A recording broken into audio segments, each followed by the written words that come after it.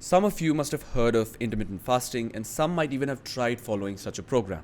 Today I'm going to discuss with you guys a type of IF which is called early time restricted feeding, or ETRF. The number of studies looking at ETRF has increased in the last few years, and so did the wealth of evidence for us to look from. So, what is early time restricted feeding?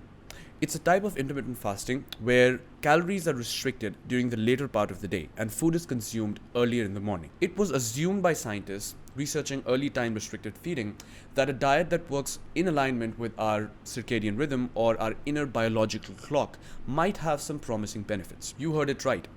We have our bodies running on a biological clock that determines the working of various aspects of our lives in an orderly manner. This includes upregulation and downregulation of hormones throughout the day.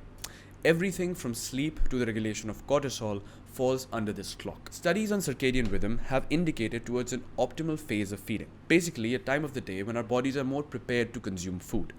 This forms the basis of early time restricted feeding. So in simple terms, eat earlier during the day and then fast for the rest. The studies found some significant benefits of early time restricted feeding that could possibly help people with diseases like diabetes and heart conditions. A randomized control trial published in 2018 looked at a 5-week-long ETRF phase and analyzed its influence on the risk factors of diabetes mellitus and cardiovascular disease. Just after 5 weeks of ETRF, the insulin levels of the participants decreased significantly.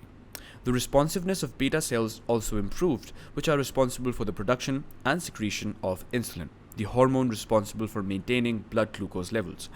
Insulin resistance, as observed, also went down. Interestingly, the mean and fasting blood glucose levels post-intervention were unchanged. How is this possible? Better insulin sensitivity and still no difference in the mean and fasting blood glucose levels. Well, this study was conducted in 2021 and looked at a 12-week-long time-restricted feeding intervention, which is double the number of weeks used by the intervention group of the previous study, and found a significant difference in the mean and fasting blood glucose levels.